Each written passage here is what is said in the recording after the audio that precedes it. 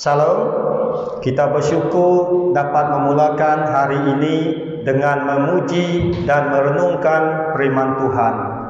Marilah kita menyanyikan lagu Yesus Kekasih Jiwaku.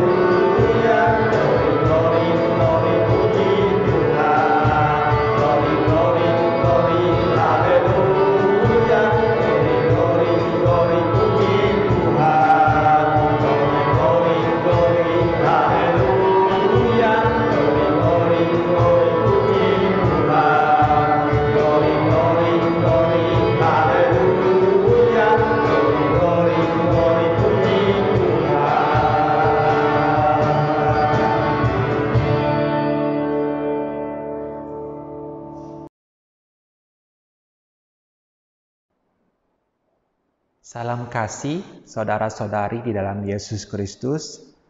Tema renungan pada hari ini adalah Yesus kawan orang berdosa, Yesus kawan orang berdosa bahagian 2. Yang diambil daripada Matius bab 11 ayat 19, Matius bab 11 ayat 19. Matius 11 ayat 19.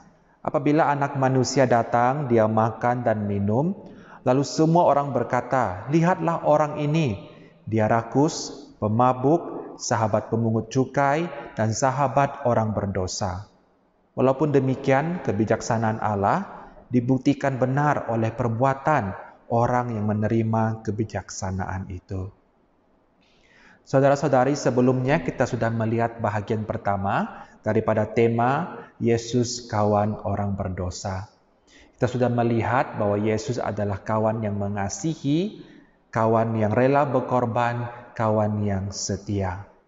Dan kita juga telah melihat bahwa sebelum kita percaya kepada Yesus Kristus, kita semua adalah musuh-musuh Allah. Tetapi apabila kita meletakkan iman kita kepada Yesus Kristus dan melalui pengorbanan Yesus Kristus di kayu salib, kita semua dijadikan sahabat-sahabat Allah. Sehingga kita bukan lagi musuh karena kita sudah berbaik dengan Allah. Nah, pada hari ini kita akan melihat bahagian kedua daripada tema Yesus kawan orang berdosa.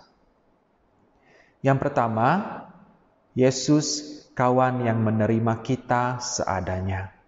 Yesus kawan yang menerima kita seadanya.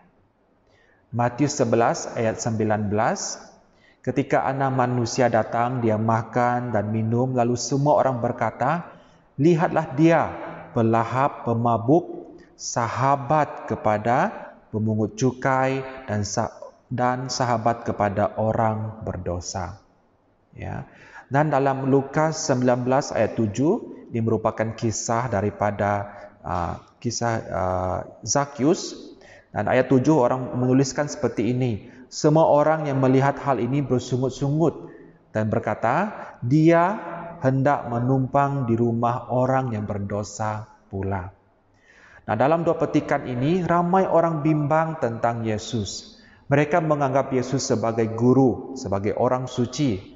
Tapi dia kelihatan menghabiskan masanya bergaul dengan orang yang dianggap kotor, jijik, berstatus rendah dan ditolak oleh masyarakat.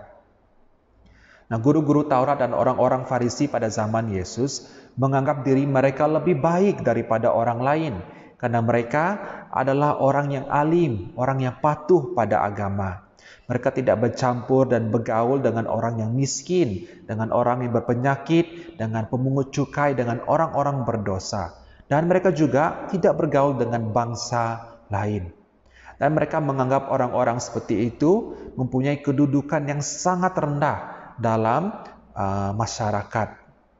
Tetapi Yesus bercampur dan bergaul dengan orang yang miskin, orang yang berpenyakit, dengan pemungut cukai, dengan orang-orang berdosa, dengan bangsa asing, bahkan dengan orang yang ditolak oleh masyarakat.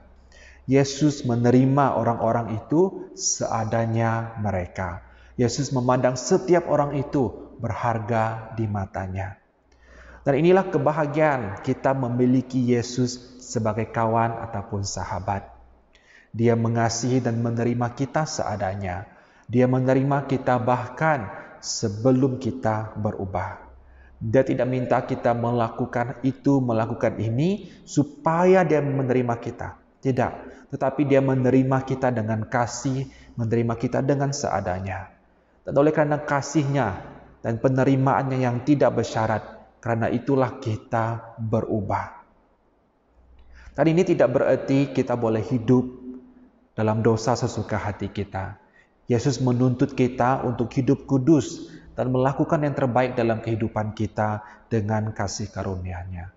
Dan apabila kita gagal, Yesus tidak mengetepikan kita, tidak membuang kita dan mencari kawan yang baru. Tidak. Tetapi sebagai kawan yang baik, dia menjangkau kita dalam masa-masa yang sukar, dalam masa kita memerlukan, dan mengingatkan kita bahwa dia tetap menerima kita seadanya dan dia tetap peduli terhadap kita. Kedua, Yesus kawan yang selalu menegur dan memperbetulkan. Yesus kawan yang selalu menegur dan memperbetulkan. Amsal 27 ayat 6. Pukulan seorang sahabat dapat diyakini baik, tetapi cuma seorang musuh menubikan kelicikan. Saudara-saudari, sangat jarang untuk memiliki kawan yang berani menegur dan memperbetulkan kita ketika kita melakukan kesilapan ataupun kesalahan, atau bahkan ketika kita jatuh dalam dosa. Nah, seorang kawan yang tidak menegur kita dan membiarkan kita dalam kesalahan dan dalam dosa kita, mereka bukanlah kawan, ya. Dan tetapi seorang kawan yang sungguh-sungguh mengasihi kita akan menegur kita, akan membetulkan kita, walaupun mereka mungkin sedar mereka akan menyinggung perasaan kita. Dan Yesus adalah kawan yang akan menegur dan membetulkan kita ketika kita jatuh dalam dosa. Dia tidak akan terus membiarkan kita hidup dalam dosa. Dia tidak akan terus membiarkan kita berjalan di jalan yang salah. Karena apabila kita jatuh dalam dosa, melakukan kesalahan, Yesus akan menegur kita. Yesus akan mengajar kita bagaimana hidup dengan benar di hadapannya. Nah, bagaimana Yesus menegur kita, membetulkan kita? Melalui firman-Nya yang kita baca dalam Alkitab, melalui orang lain di sekeliling kita, seperti gembala, seperti pemimpin gereja, seperti kawan-kawan.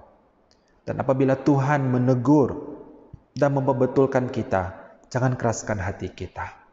Jangan kecil hati juga. Orang yang dikasihi Tuhan pasti akan ditegur dan diajar. Ketiga, Yesus kawan yang mengampuni. Yesus kawan yang mengampuni. Lukas 23 ayat 34. Yesus berkata, "Ya Bapa, ampunilah mereka, karena mereka tidak tahu apa yang dilakukan mereka." Dalam hubungan antara kawan, kita tidak dapat mengelak perasaan dari tidak disakiti. Tetapi syukur jika kita memiliki kawan yang mau mengampuni dan mau melupakan. Nah, seorang kawan yang baik mungkin akan merasa sakit dan tersinggung, tetapi mereka akan cepat melupakan karena mereka ingin berbaik dan hidup dalam kesatuan dan karena mereka mengasihi kita. Nah, seorang kawan yang tidak mau mengampuni bukanlah kawan, tetapi mereka adalah musuh. Karena dengan hati yang benci, dengan berdendam, mereka merosakkan hubungan dan menghancurkan diri mereka dan juga orang lain. Yesus adalah kawan yang selalu mengampuni. Dan mari kita renungkan berapa banyak kali kita melanggar perintah Tuhan, berapa kali kita bermain-main dengan dosa. Dan apabila kita kembali kepada Tuhan, kita tidak menemukan musuh, tetapi kita akan menemukan seorang kawan. Kita akan menemukan seseorang yang mengasihi kita, walaupun kita telah banyak kali meninggalkannya. Kita akan menemukan seseorang yang selalu siap membela kita di hadapan Allah. Dan Yesuslah yang akan kita temui apabila kita kembali kepada Tuhan. Apabila kita sudah jauh daripada Tuhan dan kita kembali kepada Tuhan, kita akan menemukan Yesus yang selalu mengampuni kita. Dan jika pada hari ini Anda telah meninggalkan Tuhan, ataupun telah jauh daripada Tuhan, ataupun telah membelakangi Tuhan, kembalilah kepada Tuhan pada hari ini. Jangan takut untuk pulang ke pangkuan Tuhan. Karena apabila kita datang kepada Tuhan, kita akan bertemu dengan Yesus yang membela kita di hadapan Allah dan mengampuni kita. Keempat, Yesus kawan yang bersikap terbuka. Yesus kawan yang bersikap terbuka. Yohanes 15 ayat 15. Aku tidak lagi memanggilmu hamba, karena hamba tidak tahu apa yang dilakukan tuannya. Aku memanggilmu sahabat-sahabat, karena segala perkara yang kudengar daripada Bapa-Ku telah kuberitahu kepadamu. Nah, saudara-saudari, mungkin dalam kehidupan ini kita ada satu ataupun dua orang kawan yang mencari tempat kita berkongsi isi hati kita yang terdalam. Tanpa rasa takut bahwa apa yang kita kongsikan itu akan disebarkan kemana-mana. Nah, tidak senang untuk kita bersikap terbuka dengan orang lain. Dan banyak kali kita memakai topeng supaya orang lain tidak mengetahui keadaan kita. Tetapi apabila kita menemukan seorang kawan di mana kita boleh bersikap jujur dan terbuka di hadapan mereka, kita adalah orang yang berbahagia. Dan Yesus adalah kawan yang boleh kita andalkan dan boleh kita percayakan. Kita boleh memberitahu dia apa sahaja dan dia tidak akan mengkhianati kita. Kita boleh curahkan hati kita dan menyerahkan beban hidup kita kepada Yesus tanpa rasa takut bahwa dia akan mengejek kita, memandang rendah kita, atau memberitahu orang lain. Tidak. Saudara-saudari, kita boleh bersikap terbuka dengan Yesus karena dia akan mendengarkan kita, karena dia peduli dengan kita. Jadi saudara-saudari, kita sudah melihat 4 perkara. Pertama, Yesus adalah kawan yang menerima kita seadanya. Yang kedua, Yesus adalah kawan yang menegur dan membetulkan. Yang ketiga, Yesus adalah kawan yang mengampuni. Yang keempat, Yesus adalah kawan yang bersikap terbuka. Dengan tahu akan kebenaran ini, bagaimana kita mengaplikasikannya? Pertama tadi, Yesus menerima kita seadanya. Kita manusia yang berdosa di hadapan Tuhan. Tetapi melalui Yesus Kristus kita sudah diampuni dan Allah memandang kita berharga di matanya. Dan Allah menerima kita sebagai anak-anaknya. Oleh itu mari kita saling menerima satu sama lain tanpa syarat, tanpa berat sebelah. Kedua, Yesus menegur dan membetulkan karena dia mengasihi kita. Kita manusia yang selalu tidak mau mentaati perintah-perintah Tuhan. Kita manusia yang suka mengikuti keinginan, hawa nafsu, dan tabiat berdosa kita. Kita selalu memilih jalan kita sendiri tanpa mengetahui bahwa jalan itu yang kita pilih akan menuju pada kebinaksaan. Tetapi dalam kita memilih jalan kita sendiri, Tuhan akan menegur kita. Karena dia tidak mau kita binasa. Tuhan akan membetulkan kita supaya kita hidup di jalan yang benar. Oleh itu mari kita menjadi sahabat yang baik dengan menegur kawan-kawan kita dalam kasih apabila mereka berjalan jalan yang salah. Ketiga, Yesus mengampuni kita. Nah, kita berdosa terhadap Tuhan dalam pikiran kita, dalam kata-kata kita, dalam perbuatan kita. Kita juga melakukan yang jahat terhadap sesama kita dalam pikiran, kata-kata, dan perbuatan. Tetapi Tuhan sudah mengampuni kita.